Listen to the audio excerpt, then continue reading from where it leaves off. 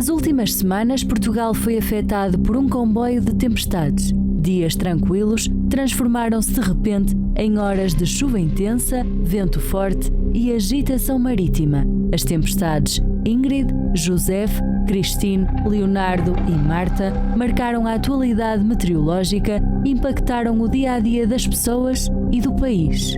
A primeira a deixar a sua marca foi a Depressão Ingrid. Fez com que escolas fossem fechadas, deixou distritos em alerta máximo e no norte e centro do país deixou um rasto de neve. A acentuada queda de neve deixou 5 distritos sob aviso vermelho, centenas de casas ficaram sem eletricidade e a agitação marítima também se fez sentir. Dias depois, chegou a Depressão Josef, que trouxe consigo um cenário de vento e chuva intensa. Esta tempestade provocou inúmeras ocorrências em Portugal continental, sobretudo inundações e quedas de árvores, com impacto em várias regiões do país, nomeadamente no distrito de Viana do Castelo, onde se verificaram inundações em habitações, cortes de vias e subida rápida dos caudais dos rios. Cerca de 10.000 pessoas, a maioria nas regiões centro e norte litoral, ficaram sem energia elétrica. O vento forte e a chuva intensa causaram também dificuldades na circulação rodoviária e ferroviária, o que obrigou a múltiplas intervenções dos serviços de emergência em vários pontos do país. E esta sequência de tempestades não fica por aqui. Depois de Josef, veio a Cristine, que deixou um rastro de destruição em várias zonas de Portugal. Leiria, Marinha Grande, Coimbra, Santarém e Lisboa foram os distritos mais afetados. A Depressão Cristine deixou milhares de pessoas sem luz, arrancou árvores e telhados, danificou carros, fechou escolas, deixou pessoas desalojadas, estruturas derrubadas e não só.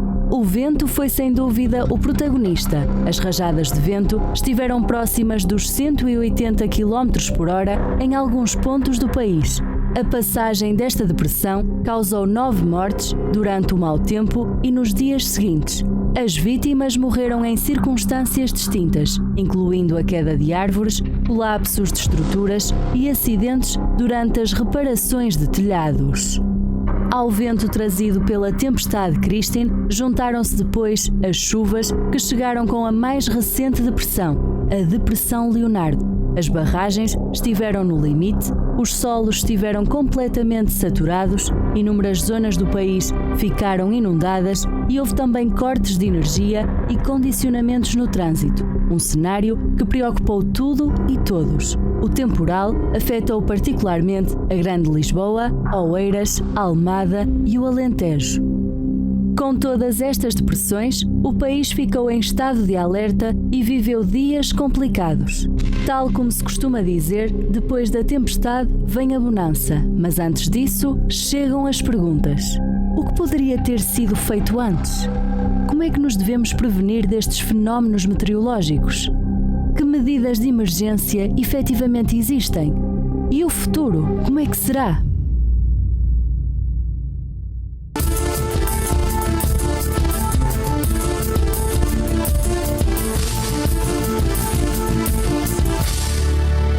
Uma ótima noite a todos, mais uma vez juntos com o seu debate público, todas as terças-feiras, sempre em direto, com temas importantíssimos aqui para todo Portugal e também os países que estão conectados conosco pela Unifé TV. E hoje vamos falar sobre as tempestades que afetaram aí, não só as tempestades, mas também as cheias que incomodaram muita gente nos últimos dias. E vamos falar sobre planos de emergência, sobre os direitos que cada cidadão tem e como lidar com essa situação. E para participar do programa de hoje teremos o doutor Elias, que está aqui conosco, ele é advogado, o senhor Pedro Santos, que também está conosco, ele é da Ordem dos Solicitadores e pertence à Ordem dos Agentes de Execução, e também o senhor Nuno Moreira, que está por Zoom, por videochamada, ele é meteorologista e vai falar conosco daqui a pouquinho. Primeiro, te falar com o doutor Elias. Ótima noite, doutor. Seja bem-vindo aqui ao debate. Boa noite. E as considerações iniciais do senhor com respeito a essa questão. Nós temos visto agora que estamos em estado de calamidade, né? Sim, exatamente. O que isso muda? Os efeitos jurídicos imediatos dessa declaração, doutor? Juridicamente, o estado de calamidade é uma figura prevista para reforçar o papel do Estado neste tipo de situações. Diferente daquilo que nós tínhamos, todos nos lembramos da pandemia, o estado de emergência, onde direitos, liberdades e garantias eles eram restritivos, restringidos, onde as pessoas tinham impossibilidade de circulação, onde havia uma série de direitos, liberdades e garantias que eram encurtados. Neste caso, é uma possibilidade para que o Estado possa agir de uma forma mais rápida e mais célere. Por exemplo, contratação pública sem necessidade de prazos, poder adjudicar certo tipo de coisa, tomar certo tipo de decisões sem respeitar a burocracia que está legalmente prevista, porque a situação assim o exige.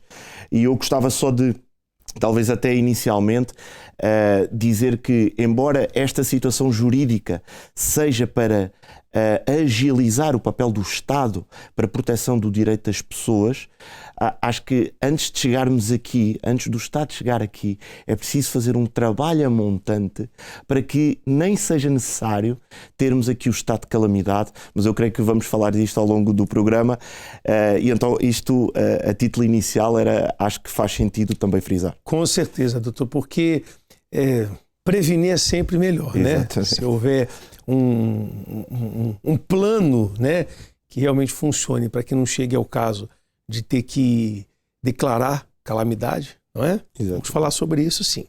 O senhor Pedro, que está conosco novamente da Ordem dos Solicitadores e pertence à Ordem dos Agentes de Execução. Uma ótima noite. Bem-vindo ao debate também. Muito obrigado. E a primeira pergunta para o senhor e as considerações iniciais. Quais são os principais erros que o cidadão comete ao tentar exigir algum tipo de indenização após as catástrofes naturais? Cumprimentar os colegas de painel e agradecer o convite. Digamos que o principal erro é a falta de prova, a falta de recolha da prova. A recolha da prova é fundamental recolher a prova num determinado momento, e é isso que vai valer aqueles que são as indemnizações e os direitos que os lesados poderão, no futuro, poder receber. E aqui, digamos que estou cá também em representação da Ordem. A Ordem criou uma bolsa de solicitadores voluntários para fazer autos de constatação, que é um instrumento que é feito por solicitadores que estão habilitados e que têm este tipo de formação para fazer este ato, que é nada mais nada menos do que um ato em que o solicitador vai ao local, recolhe a prova e os elementos necessários para que mais tarde essa mesma prova possa ser apresentada perante as seguradoras, perante as câmaras municipais, ou então perante os fundos que também vão ser criados para atenuar a situação. Digamos que a prova é fundamental para que seja o princípio de receber algum tipo de indemnização que possa, neste caso, tentar colmatar o prejuízo que a tempestade acaba por criar. Perfeito. Daqui a pouco vamos falar mais sobre isso, porque uma das perguntas que as pessoas mais fazem é que quem é legalmente responsável nesses casos de tempestade, de catástrofes, né? O Estado, os municípios, as empresas, o proprietário do imóvel, mas daqui a pouquinho, vou deixar para daqui a pouquinho. Deixa eu cumprimentar o senhor Nuno, que está conosco por videochamada, ele é meteorologista e está conosco aqui. Já posso... Uma ótima noite, senhor Nuno, seja bem-vindo aqui ao debate público. Boa noite. Boa noite.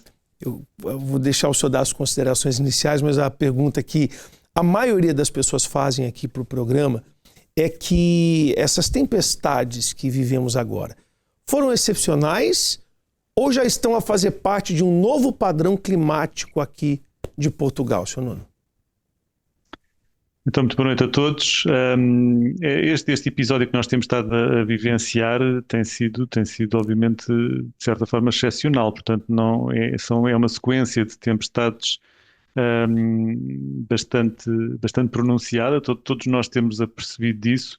A tempestade Christian, obviamente, foi muito devastadora. Portanto, teve realmente uma extensão espacial de impactos bastante grande, comparando com os eventos anteriores que nós tínhamos de registro, com a mesma tipologia, foi claramente mais extensa, mas obviamente eu tenho que referir que nós estamos ainda no IPMA a analisar estes episódios, portanto, enquanto a situação não acabar, eu também nem tudo pode ser analisado em relação ao que aconteceu com muito detalhe, né? Porque obviamente que leva tempo a analisar todos os episódios, mas nós podemos ter algumas indicações. Por exemplo, a tempestade Marta, que foi a última tempestade, neste período em que nós temos nomeação de tempestades, portanto, desde que se começámos isso há 8 anos atrás, estamos no 9º ano de nomeação de tempestades, nunca uma tempestade com a letra M tinha acontecido no mês de fevereiro. Elas aconteciam sempre em março, em alguns anos, e às vezes nem se chegava à letra M.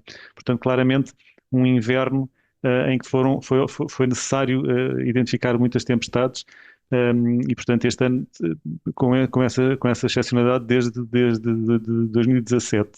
Mas obviamente que esta sequência de tempestades, esta ocorrência de precipitação muito, muito prolongada, vai ter que ser comparada com o histórico. Nós possivelmente vamos ter que comparar esta situação com o ano 2000-2001, que foi um ano também de muita precipitação, mas é preciso dizer que estes eventos de precipitação contínua e precipitação forte vão acontecendo. Nós temos, e cheias, a situação de cheias também vai acontecendo. Nós temos, por exemplo, as cheias em 2016, em 2019, com cheias de rios, né, como estamos a ter neste momento. Temos outros episódios que também no passado, mas esta situação terá que ser ainda analisada com mais detalhe, mas claramente apresenta situações bastante pouco frequentes naquilo que é a sua extensão espacial, temporal, portanto, nesses vários aspectos. Perfeito, Sr. Nuno. Mas é possível afirmar que algumas regiões hoje são mais vulneráveis a essas tempestades do que há 20 ou 30 anos atrás? Essa é uma pergunta um pouco difícil. A vulnerabilidade de cada local, não é, vai variando. Nós fomos construindo muito, portanto há muita construção, não é, que não existia se calhar há 20 anos, há 30 e há 40, e portanto todas essas zonas que vão sendo construídas podem causar problemas, portanto, em termos de impermeabilização de solos, por exemplo, não é? Portanto, é uma comparação difícil de se fazer quando vai havendo evolução nas estruturas que são construídas. Portanto, isso é sempre uma questão que tem alguma dificuldade de análise. Perfeito. Já vamos falar mais a esse respeito com o senhor, já volto com o senhor, tá? Nós vamos agora às ruas de Lisboa para sabermos as opiniões das pessoas com respeito a essa questão das tempestades. E daqui a pouco voltamos com os nossos convidados para falar mais a esse respeito. Não saia daí. Na sua opinião, o país está preparado para enfrentar as tempestades? Acho que não. Porquê? Porque Portugal nunca veio para Portugal as tempestades que agora está a vir, né? E então não estão preparados para isso. Não, claramente não, devido aos últimos acontecimentos nas últimas semanas. E porquê? Porquê é que dizes que não está preparado? Das destruições que houveram, telhados caíram, depois o seguimento disso, entre o período em que telhados caíram nunca houve tentativas para consertar, entretanto inundações e tudo o resto. Acho que não. Porquê? Isto é muita construção e não vem aquilo que estão a construir, portanto é muito botão da vez de terem a reconstrução, plantarem mais árvores e essas coisas. Portanto, é um problema para si de infraestrutura? De infraestruturas, sim. E quais foram os efeitos na sua zona? Que danos houve? Tem algum conhecimento sobre isso? Não, por acaso na minha zona tivemos sorte. Houve outras pessoas que tiveram mais azar, mas nós não, por acaso não. Tem conhecimento dos danos provocados noutras zonas de Portugal? Sim. Quais foram? Telhados que voaram, partes da agricultura que foram abaixo também, muita coisa mesmo. Pessoas que neste momento morreram, ainda ontem soube mais uma a arranjar o telhado, caiu e acabou por falecer. Foi essas coisas. Perto de mim, no entanto, houve alguns postes que iam para cair, não caíram a semana passada, caíram há 2 dias atrás, tive uma estrada toda cortada. Muitos dos desastres naturais são efeitos do homem ou é apenas a natureza a agir por si só? Tem sempre a ver com o homem. As casas são construídas pelo homem. Porquê? Imagino, se nós não construímos com as condições necessárias, depois os desastres vão ser maiores da nossa parte. Portanto, é consequências das ações do homem, não é? Exato. E qual é que é a razão principal para tudo isto estar a acontecer, estas catástrofes naturais para ti? As alterações climáticas. Obviamente, há uns anos atrás também era assim, mas dizem que não era tão forte, as tempestades não eram tão comuns, então... Esteve atenta aos sinais emitidos pelo Governo? Sim. Quais foram? Um é o SMS da Proteção Civil, só, a avisar. E acha que esses tipos de mensagens são úteis para a população estar mais alerta? Para alguns que sabem ler, os que não sabem ler, né, não lhes chega a eles, né? Poucos, mas pronto. Mas sim, o governo fez alguns. E quais foram? Disseram que iam ajudar a fazer ajudas, mas eu acho que as ajudas são sempre poucas. Mas E as mensagens no telemóvel também recebeu? recebi. E acha que é útil para o alertar para estas catástrofes naturais? Eu acho que a gente não liga às mensagens, às vezes pode. Não sei, eu acho que não é tudo. Eu acho que há pessoas que podem se assustar, é um bocado assustador às vezes. Como é que nos podemos precaver contra estas catástrofes naturais, estas depressões que têm asolado Portugal? Pois olha, isso é que eu não sei explicar. Temos cada um cuidar de si, né? E pronto, olha, teremos que aguentar o que vier. Pronto. Acha que a solução para nos precavermos pode estar também no reforço das infraestruturas dos lares, medidas de contenção a nível de planeamentos governamentais para haver planos feitos de emergência para que as pessoas se possam deslocar em caso de alguma catástrofe natural pior? Sim, prepararem as pessoas para isso. Temos de estar sempre preparados para o pior, não é? Assim, é aquilo que eu digo, não tem difícil, é mesmo difícil. Temos que começar a prevenir muito mais, mas acho que já vamos tarde para essas coisas. Não acha que poderíamos reforçar as habitações, os lares das pessoas, fazer planos de contingência para que pudesse haver zonas para que as pessoas pudessem se deslocar com mais segurança? Acha que podia passar por estas duas medidas? Podia, mas falta o principal, o dinheiro, para essas coisas. Financiamento. Sim, financiamento principalmente. As pessoas estão mesmo revoltadas. Daqui a pouco eu vou colocar mais participações, mais opiniões de pessoas aqui de Lisboa falar sobre esse assunto. Você pode ligar também, tá? Estamos em direto, tá ali, 11 horas e 17 minutos, 218-368-008. Se você quiser entrar aqui no espaço para falar a sua opinião, se a zona que você está foi afetada, você tem aqui o debate, como sempre, é público. Doutor Elias, vamos voltar novamente com o senhor e vamos seguir novamente o curso da nossa conversa. Existe algum limite constitucional nas medidas adotadas durante o estado de calamidade? Porque, por exemplo, nós temos visto agora as pessoas precisar de ajuda, querer ajuda e tem que aguardar porque é muita gente. Mas tem algum limite? Como é que as pessoas ficam nessa situação? Isto é uma situação muito excepcional e que, até do ponto de vista constitucional e legal, que é muito difícil de prever. Então, daí nós termos começado pela questão do estado de calamidade, exatamente, que é uma suspensão de alguns limites legais, exatamente para que o Estado possa navegar, permitam uma expressão entre eles, para poder acudir às pessoas de uma forma mais rápida.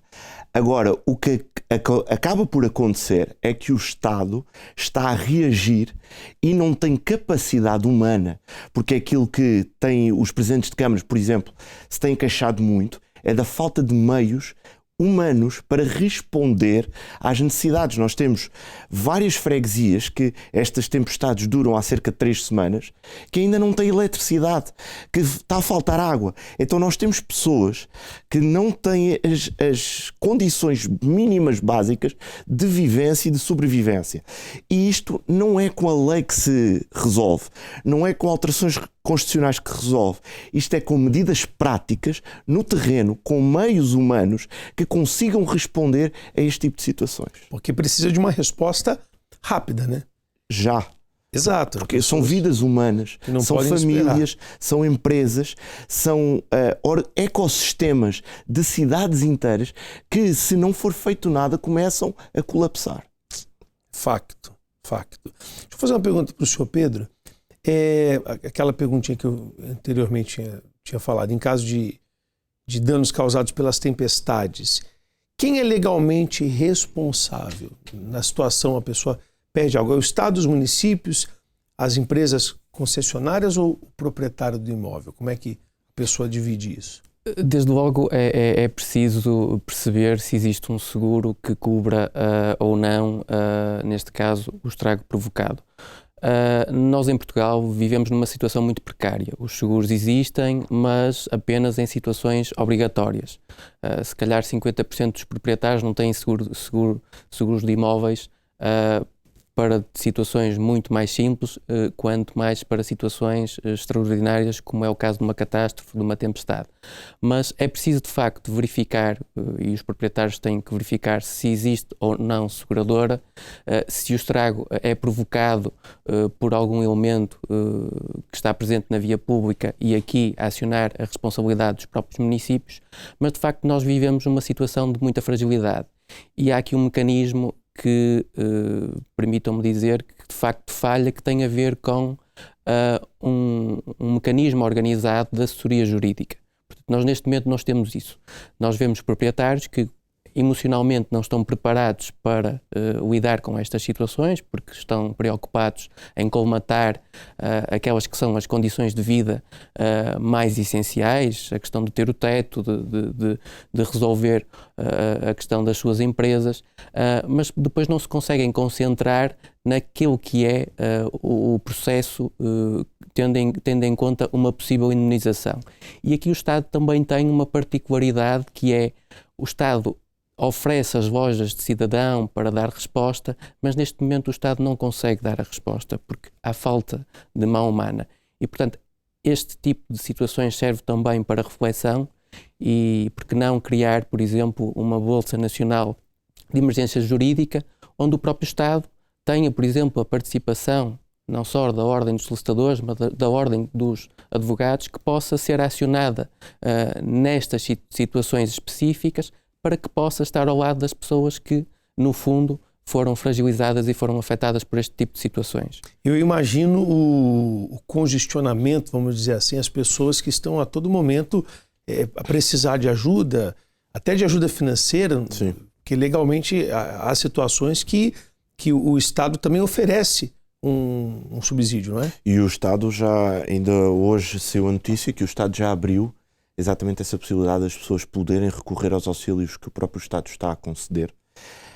Mas pegando aqui até nos comentários do meu colega de painel, de facto eu acho que Portugal tem-se demonstrado, os portugueses e todos aqueles que aqui vivem, bastante solidários.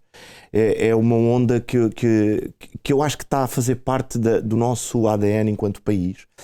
Só que eu penso que nós não devemos precisar de chegar lá. Os solicitadores, o colega estava aqui a dizer que a Ordem dos Solicitadores já está a facultar essa bolsa de aconselhamento jurídico, e é muito bom que isso aconteça. Só que as pessoas hoje, elas não estão à procura de um parecer jurídico, elas estão à procura de uma resposta. E então, antes mesmo de ser necessário nós darmos ajuda, e há pouco estávamos aqui a falar em off de várias toneladas de bens de primeira necessidade, etc., que estão a ser levadas, por exemplo, à população de Leiria e arredores. Só que quem dera, eu não estou lá no terreno, mas penso eu, quem dera que essas pessoas não precisassem dessa ajuda.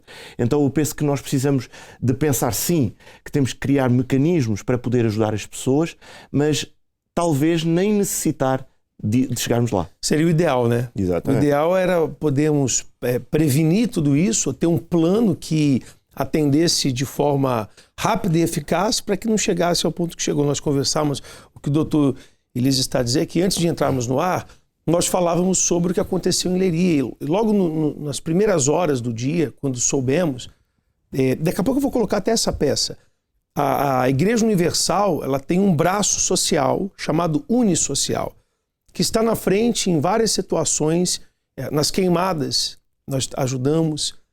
Quando Portugal ardeu, no final do ano, nós estivemos à frente. Eu estive, inclusive, em algumas brigadas de corpo de bombeiro para ajudar. E desta feita, fomos lá em Leiria. Quando chegamos lá, nós até comentamos sobre isso, né? Que não havia, nós não vimos as notícias realmente do que estava a acontecer lá. E realmente a situação era muito crítica. Foi feita a ajuda dos voluntários, mas ainda assim é pouco perto do cenário. E não só lá em Leiria, em outros sítios, outras zonas, né? E aquilo que o senhor falou, se tivesse um plano onde não houvesse a necessidade de chegar a esse ponto, né? E permita-me dizer, por exemplo, eu ainda estive aqui este verão, falou agora dos incêndios, eu estive aqui exatamente nestes estúdios, neste verão, a comentar exatamente a situação dos incêndios. E eu até acredito que no próximo verão, se nada for feito verdadeiramente de fundo, nós estaremos aqui, porque todos os anos é a mesma coisa.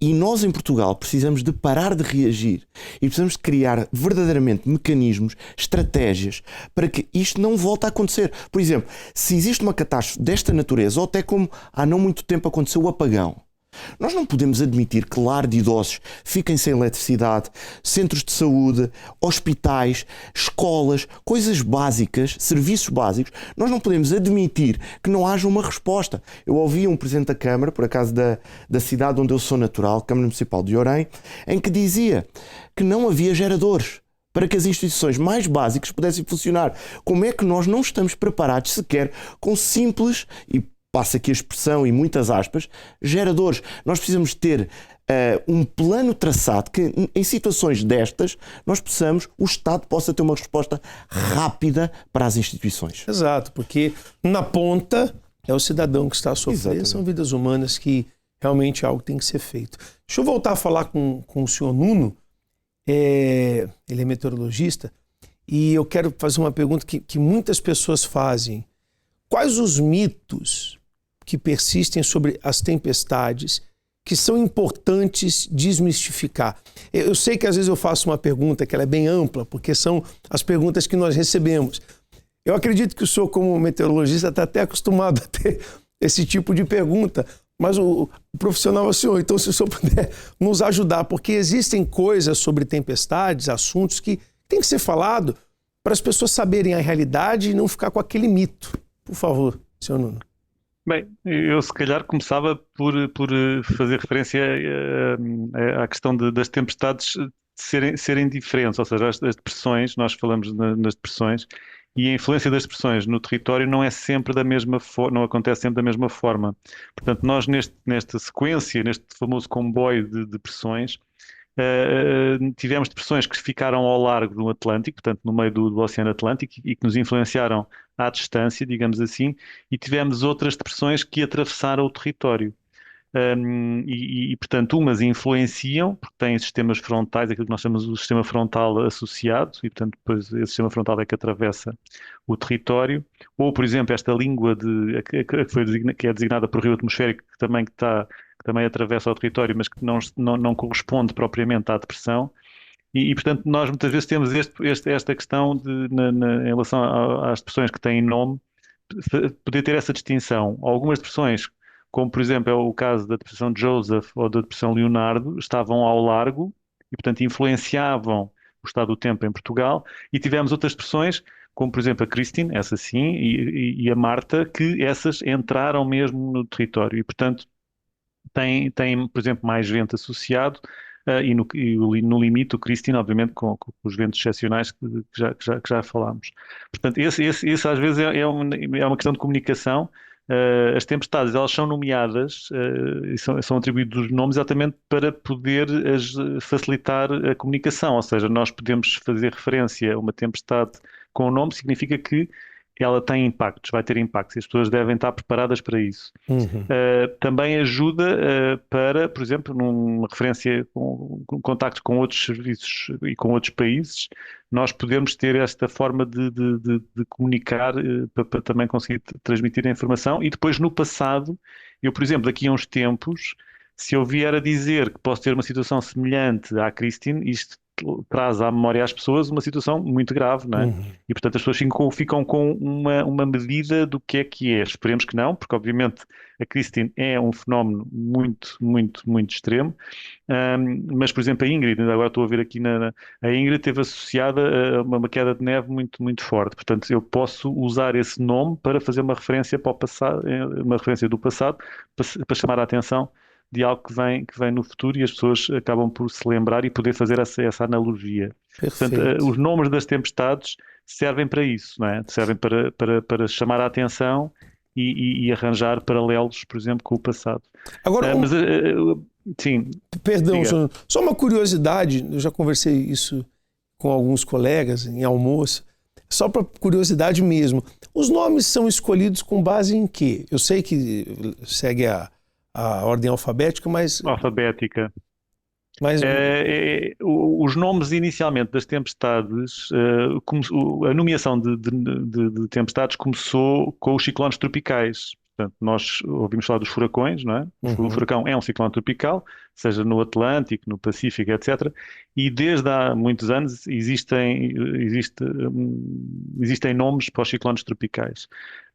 Esses nomes dos ciclones tropicais são acordados entre todos os países que estão, digamos, em cada uma das bacias, no âmbito da Organização Meteorológica Mundial, e, portanto, reúnem-se, e, portanto, existe uma lista que roda a cada 6 anos, portanto, ao fim de 6 anos volta outra vez ao início, e, por exemplo, uma tempestade como, por exemplo, o Katrina, que toda a gente sabe e se lembra que afetou os Estados Unidos, né, no Golfo do México, é retirada da lista, portanto, tem que ser substituída por outro nome, porque esse aí, o Katrina, foi tão devastador que não é suposto nós podermos ter outra vez outro nome, porque os ciclones tropicais podem ser mais ou menos intensos, podem ter uma categoria 1, o furacão categoria 1 ou categoria 5, e portanto se eu tivesse um Katrina que era só categoria 1, as pessoas associavam ao Katrina de categoria 5 e portanto não cumpria com o papel de comunicação que pretende.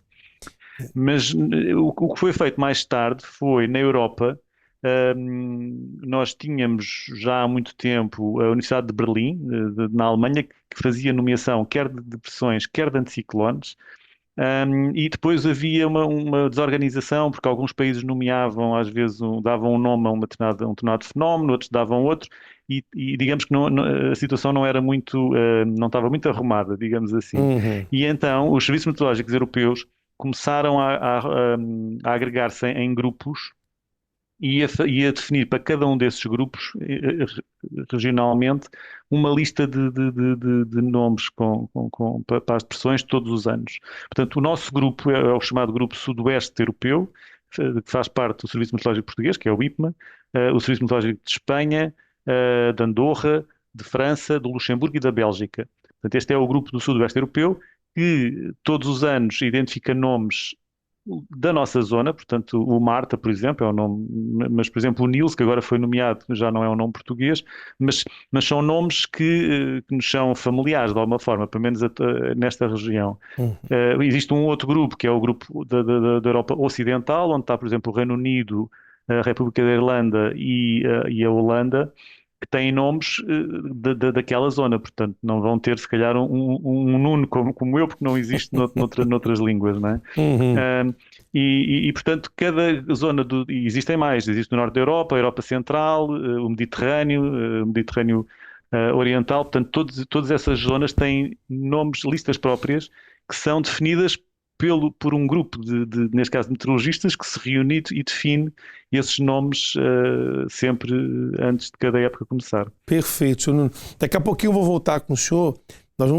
Uma das perguntas que nós recebemos é até que ponto as previsões são fiáveis e com que antecedência realista é possível prever uma tempestade severa, como essa que tivemos agora. Mas é daqui a pouquinho. Eu já volto com o senhor. Vamos falar mais com os colegas aqui, mas agora nós vamos voltar às ruas de Lisboa, saber mais das opiniões das pessoas. E você pode ligar para cá também e seguir ligando. Temos uma equipe que está pronta para atender pelo 218-368-008. Vamos saber mais sobre as opiniões das tempestades aqui nas ruas de Lisboa. Na sua opinião, o país está preparado para enfrentar tempestades? Não. Porquê? Não tem condições para suportar a gravidade que isto está a trazer aqui. Claro que sim, não é? Portanto, tendo em conta os últimos acontecimentos, tendo em conta a situação que tem ocorrido em Leiria e não só, em outras zonas, acredito que o governo tem que apostar mais, sei lá, portanto, não só na construção, e também quer aqui mais proteção contra essas pessoas que estão nessas situações. Quais foram os efeitos na sua zona? Que danos houve? Tem conhecimento? Só quedas de árvores. Sim, agora foi. A tempestade não passou aqui. Afetou em vários sentidos. Parte de calamidade pública, casa destelhada, querendo ou não, percas de alimento, auxílios a pessoas que têm prioridade, idoso, crianças também cadeirantes, especiais, enfim, desse fato, eu acredito.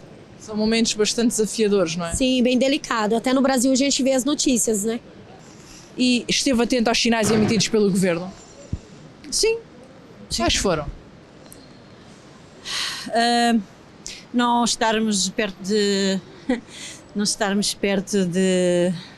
das zonas dos rios, protegermos, não sairmos de casa a determinadas horas. A televisão, em princípio, foi isso. E recebeu as mensagens também de alerta? Também, um alerta, sim. Mas isso não me resolveu o problema, não é? É só saber, mais nada. Acha que deviam haver medidas mais eficazes, não é? Sim, exatamente. Os sinais de evitar voo, né? Evitar, como é que posso dizer? Sair até da residência, nesses locais que foi mais atingido, que pode ser atingido também novamente. Então, e outra coisa, a gente ter empatia e ajudar quem foi atingido também. Isso é o foco, eu acredito, que vem de dentro para fora. Muitos dos desastres naturais, para si, são efeitos do homem ou são apenas a natureza a agir? Acredito também que o efeito do homem tem grande impacto, não é? Portanto, a exploração em si, não só tudo que tem a ver com questões climáticas que alteram, e não só, cada vez mais o homem tem procurado explorar mais, não só a nível tanto de infraestrutura e não só a nível de transporte. Isso tem um grande impacto no meio ambiente, cria estufa e depois isso são os efeitos colaterais, não é? Portanto, não, acho que é a natureza agir por si só. Não acha que o homem tenha impacto também nestas catástrofes? Tem, mas não é culpa de totalidade do homem, não é? Nós também, sinceramente, é mais mesmo a natureza a mostrar aquilo que é capaz de fazer e nós temos de estar bem mais preparados para isto. E como é que nos podemos precaver para si? Como é que nos podemos precaver? Temos de estar mais atentos para já ao tempo e ao que é que pode vir aí a acontecer e temos que nos preparar bem melhor e termos maneiras de agir diferentes. Acha que uma das medidas de prevenção possa ser, por exemplo, a melhoria de infraestruturas a nível dos lares das pessoas, planos de contingência para que as pessoas possam se deslocar para algum espaço para se protegerem? Sim, sem dúvida alguma. Tendo mais cuidado com aquilo que fazemos, plásticos no mar, etc. Boa tarde. E reforçar as infraestruturas das casas? Exatamente, também, porque elas já estão muito velhotas. Individualmente, cada um tem que tratar de si e da sua família, da sua casa, dos seus bens. Temos que saber o que é que temos que fazer. Os governos, os municípios deveriam saber o que é que têm que fazer para agir em caso de alguma eventualidade. E o governo também.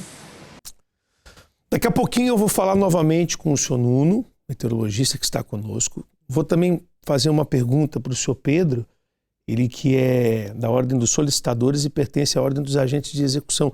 Tem uma pergunta para ele sobre o papel dos solicitadores, como que ele pode mediar entre o cidadão e a entidade pública. Mas é daqui a pouquinho, porque primeiro temos em chamada o senhor Gabriel, ele é arquiteto lá de Serradura, que está conosco.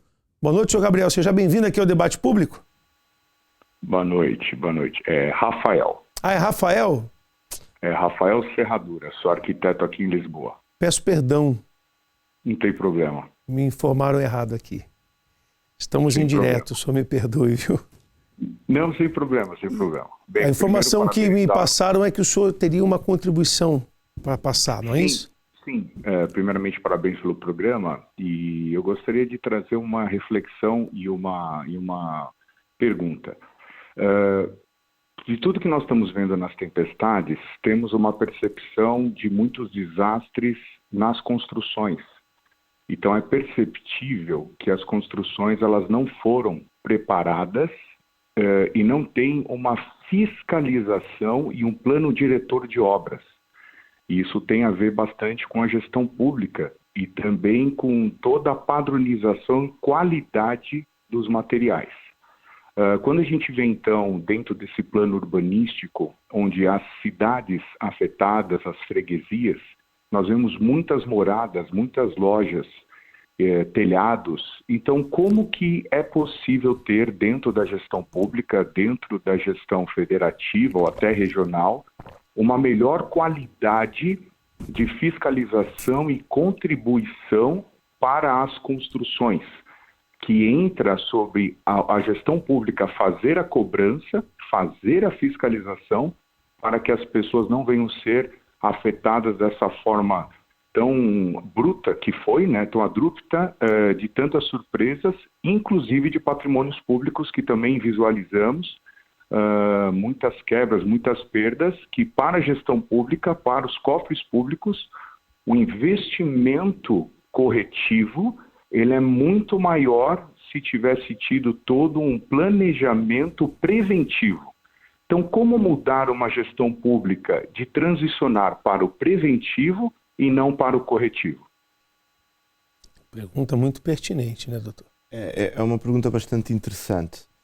E cabe agora aos municípios poderem, na altura de sobretudo PDMs, definição de regras de edificações e urbanísticas, terem agora uma visão um pouco mais lata. Por exemplo, aqui em Portugal nós não temos um fenómeno muito regular dos sismos. Então as nossas construções não estão muito preparadas para a questão sísmica. Agora começa a haver mais construção, nomeadamente em LSF, que já está um pouco mais preparado, mas tradicionalmente a nossa construção não está.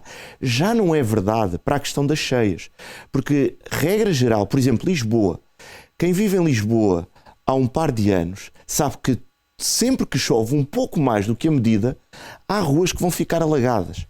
Então já tem que haver, por parte das autarquias, um olhar um pouco diferente para a questão urbanística, e é bastante interessante o tema, porque foi aquilo que nós temos andado aqui a falar desde o início, de não fazermos um reparo, um remendo, mas fazermos algo preventivo.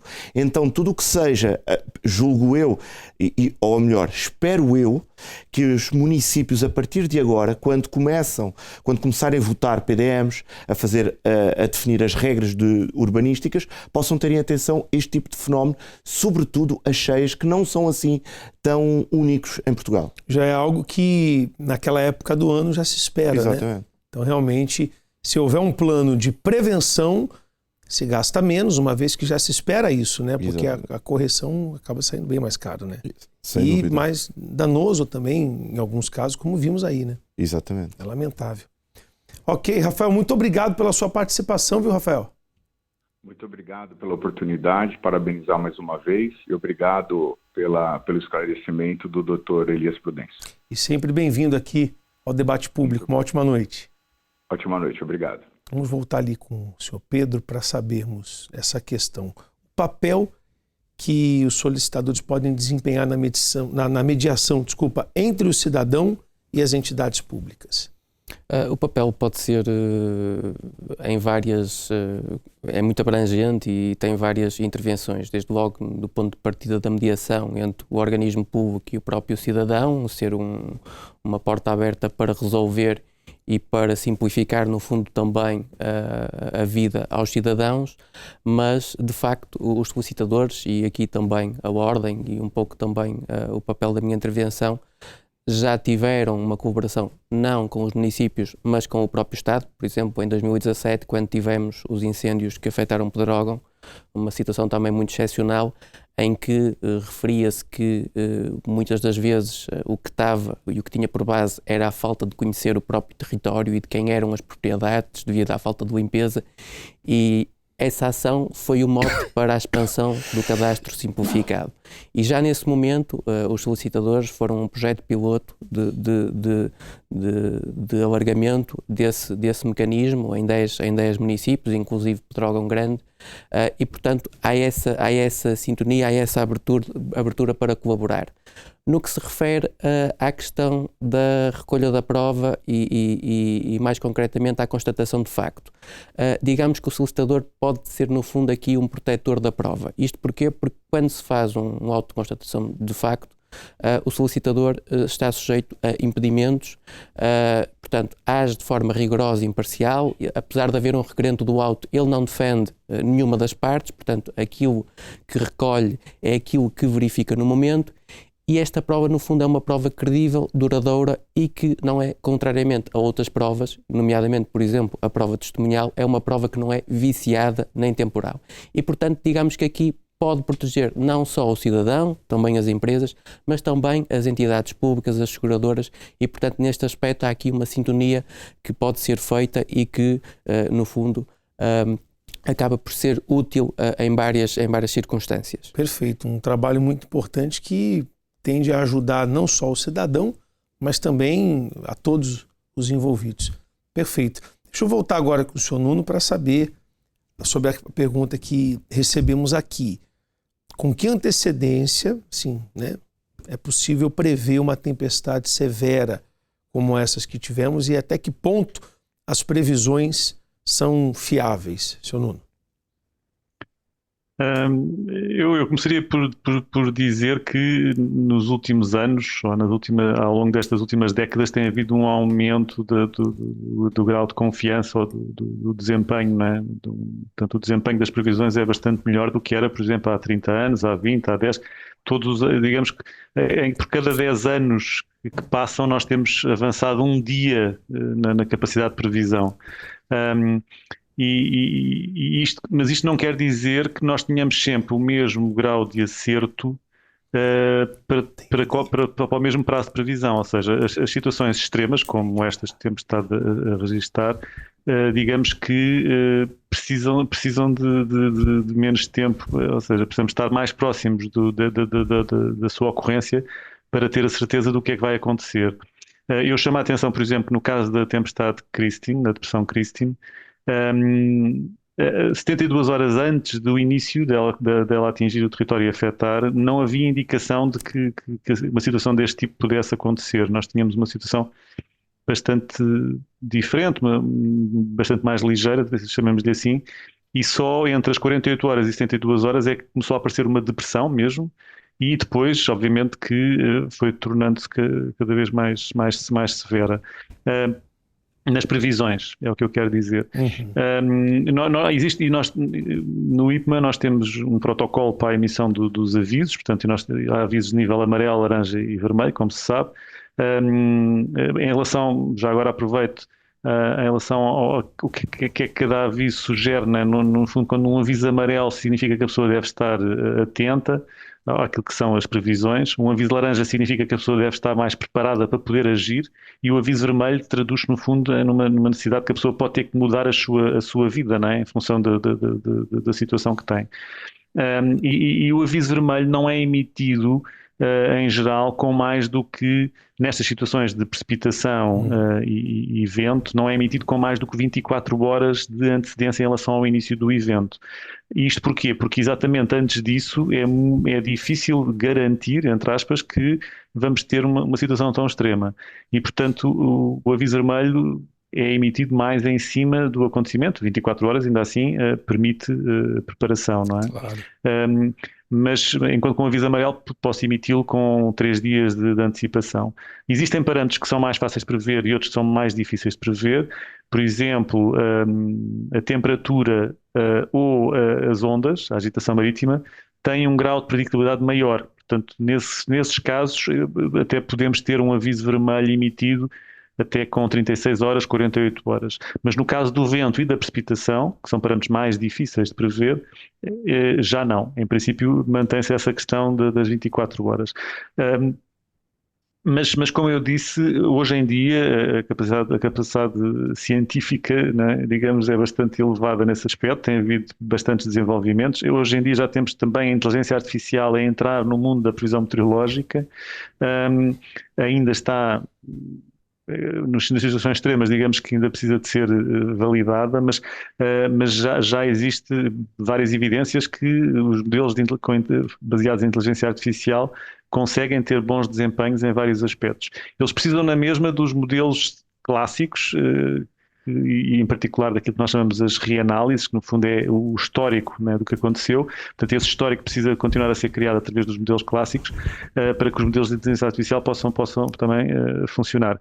Mas claramente as pessoas hoje em dia, pronto, essa avaliação obviamente tem que ser sempre feita, não é? E nós fazemos a verificação das previsões, e para este caso isso também terá que ser obviamente depois detalhado, mas digamos que existe alguma capacidade de antecipar os eventos O que não é, e se calhar é uma das coisas que eu aproveito também para chamar a atenção, é o detalhe espacial. Por exemplo, esta situação da tempestade Christine, que afetou, pronto, aquela zona, como sabemos, a zona de Leiria, com 12 horas, 18 horas, não seria necessariamente, não era aquela zona que estava a ser prevista para ser mais afetada, era uma zona um pouco mais a norte. Portanto, esta incerteza espacial existe. E essa incerteza espacial pode ficar dentro das 24 horas, claramente. Ou seja, eu chamo a atenção, por exemplo, para os ciclones tropicais, voltando outra vez a falar de ciclones tropicais. Quando nós ouvimos que um ciclone tropical vai afetar, por exemplo, um estado norte-americano, da Flórida, a Flórida é muito grande. Portanto, a dizer que atinge a Flórida tem um grau de incerteza espacial muito grande, porque pode ser o norte da Flórida ou o sul da Flórida. E nós temos casos anteriores também, por exemplo, o próprio Leslie, ciclone que em 2018 também um ciclone tropical que chegou aqui, como dizer, ao nosso jardim, portanto já não entrou como ciclone tropical, como furacão, já era um ciclone pós-tropical, mas chegou muito próximo com essas características. As previsões também variaram muito, portanto podia ser quer o sul, em algumas previsões, quer mais para norte, e depois acabou por entrar na zona da Figueira da Foz. Portanto, existe muita incerteza na questão espacial, e isso as pessoas têm que ter essa noção, têm que acompanhar claramente as previsões, monitorizar, e sempre que recebem as mensagens da Proteção Civil e através da comunicação social, estar sempre atentas. E, portanto, a partir do momento em que nós gravamos de amarelo para laranja, já é algo a acompanhar, e de laranja para vermelho ainda mais, obviamente, e as pessoas terão que acompanhar essas previsões.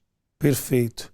Senhor Nuno, já vou voltar com o senhor daqui a pouquinho para as considerações finais e também as considerações finais do doutor Elias e do senhor Pedro. Mas antes, eu só quero colocar essa matéria que funciona até como uma prestação de contas. O Unisocial, como eu disse, é um braço social da Igreja Universal do Reino de Deus, que está sempre presente através dos seus pastores e dos seus voluntários. Eu quero colocar essa peça. Até quando a peça foi fechada, não havia sido feita ainda outras entregas de alimentos. Até o presente momento, mais de 13 toneladas de alimentos foram entregues. Eu sei que parece muito, mas quando chegamos lá, são centenas de famílias que estão necessitadas. A nossa parte procuramos fazer. Então, acompanhe essa peça e eu volto com as considerações finais aqui dos nossos convidados. Nas últimas semanas, Portugal continental entrou em colapso devido às consecutivas tempestades. Várias foram as famílias desalojadas e a necessidade de mantimentos e de sacolas de comida foram sentidas. É por isso que, no espaço de uma semana, a Associação Unisocial parte de Lisboa até Leiria para ajudar quem mais precisa. Esta foi a quarta vez que a Unisocial marcou presença em Leiria. Um apoio fruto da solidariedade de todos, voluntários e quem não teme em apoiar esta causa. Nós conseguimos trazer, a contar com hoje, já 10 toneladas de alimentos que foram já distribuídas ao povo, além também de mais de 3.000 águas. Para além de alimentos, também já se distribuíram cerca de 5.000 telhas. Mas hoje a Unisocial também continuou com essa ajuda, não é verdade? É verdade, nós conseguimos mais telhas e trouxemos para poder dar a essas pessoas que precisam, que estão realmente carenciadas por conta da força do vento que destelhou suas casas.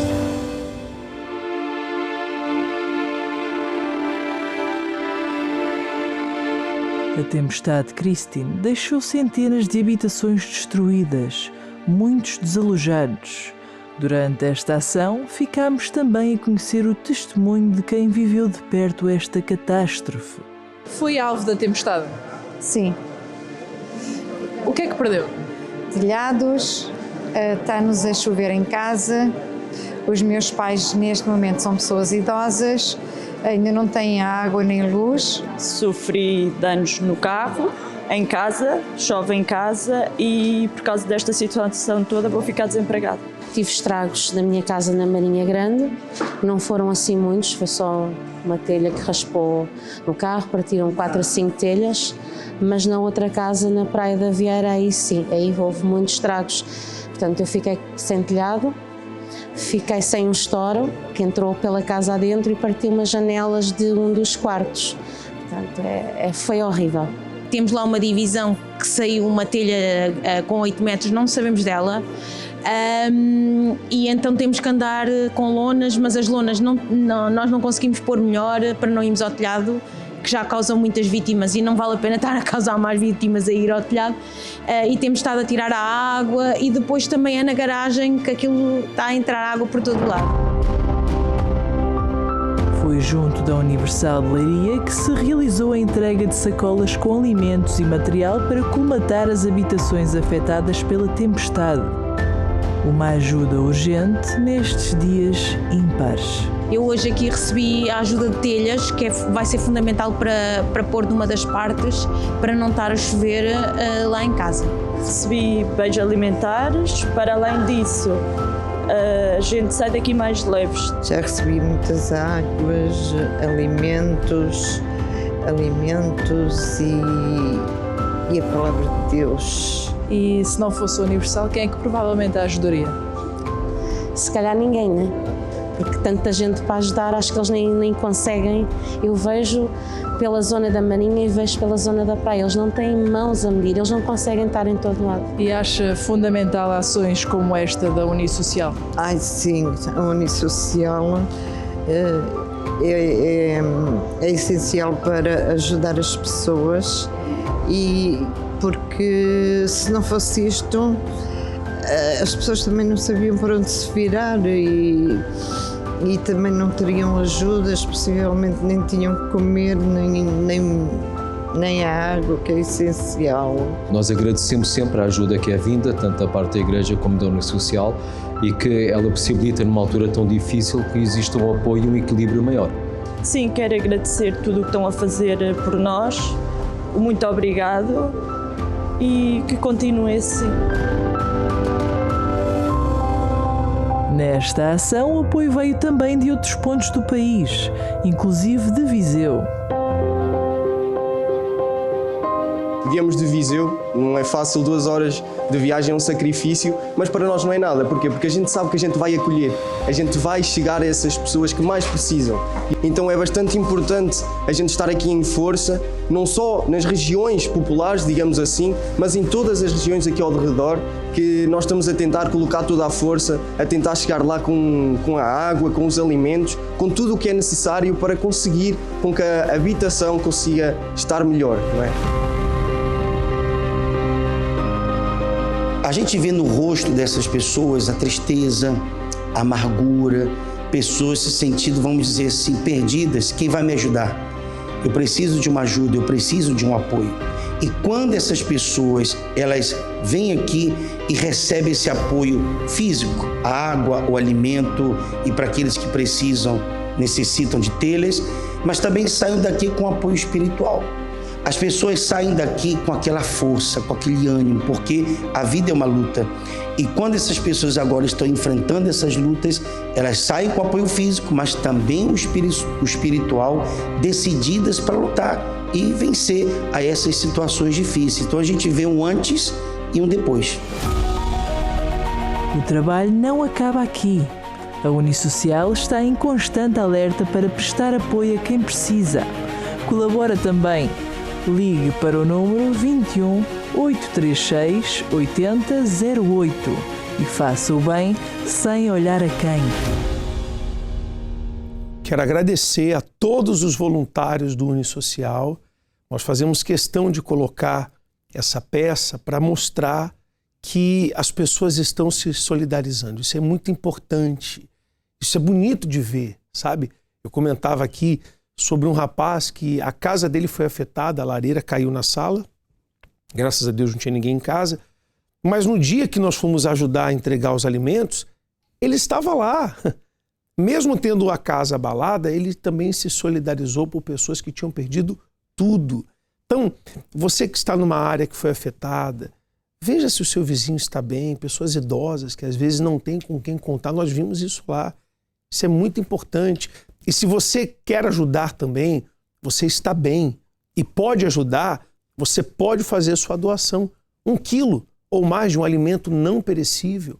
Leve até a Igreja Universal do Reino de Deus mais perto de você. Ou se você quiser que alguém retire, você pode entrar em contato. porque nós vamos fazer chegar nos lugares afetados. Essa semana, novamente, teremos esse trabalho. Não só em Leiria, mas outros sítios que foram afetados também. Então, até agora, foram mais de 13 toneladas.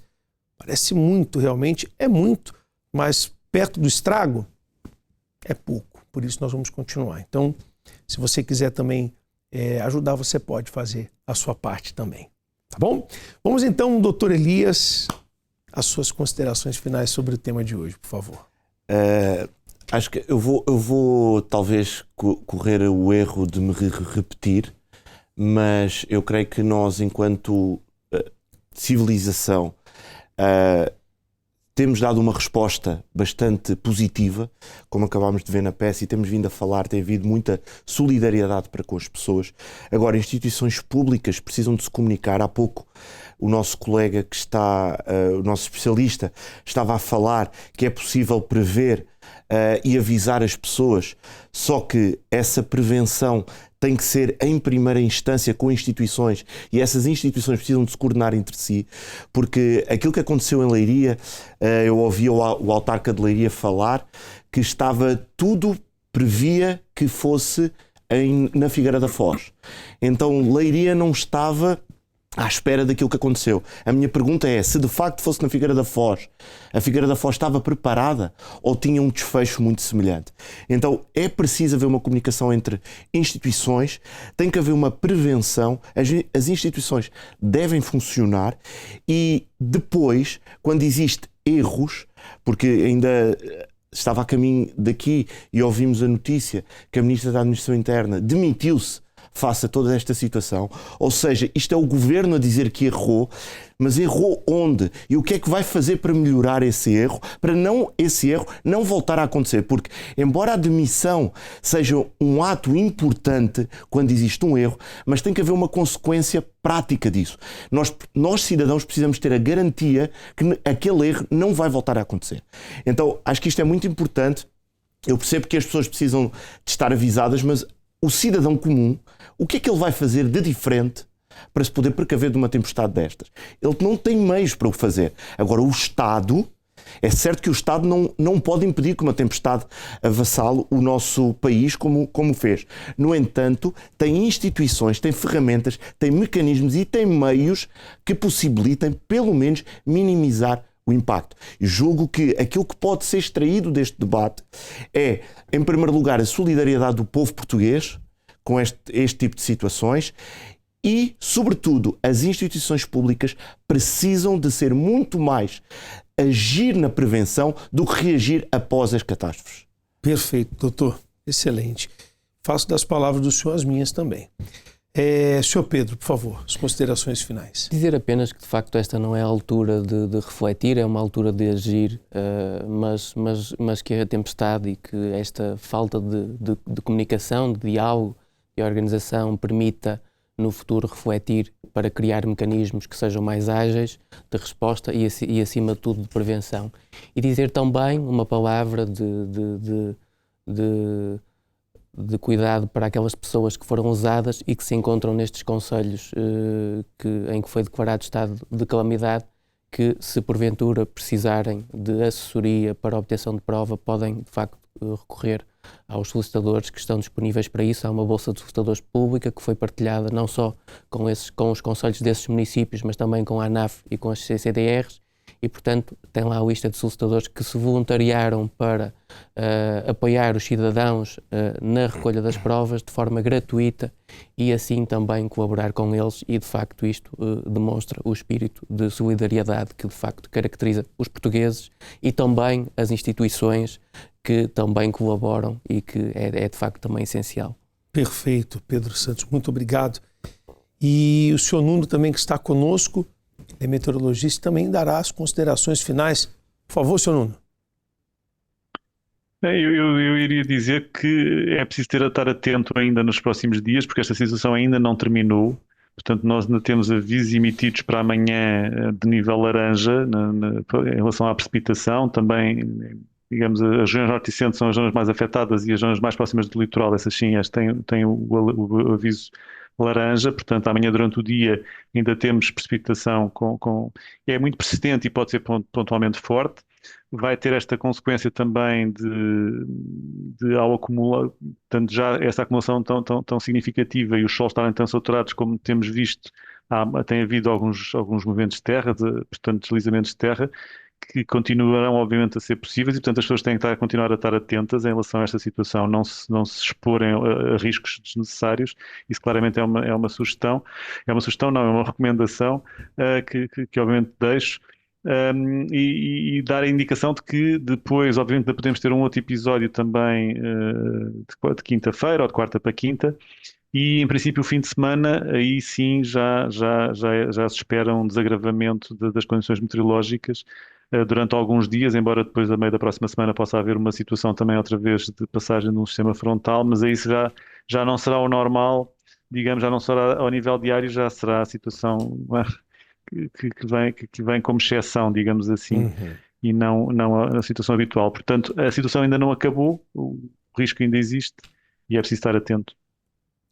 Perfeito, senhor Nuno. Não sei se é possível colocar a grua aqui com o painel junto com o senhor Nuno. É possível colocar todos? Isso.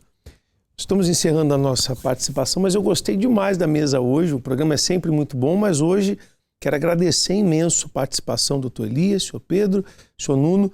Espero vê-los mais vezes aqui no debate público, ok? Porque sempre é bom para alertar a população sobre tudo. Então, agradeço a todos e agradeço você pela sua audiência, pelo seu carinho, por estar sempre conosco.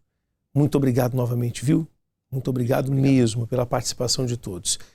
Ficamos por aqui com mais um debate público. Na próxima terça-feira, a partir das 11 horas da noite, estaremos ao vivo com mais um debate público para você. Uma ótima noite a todos e Deus abençoe.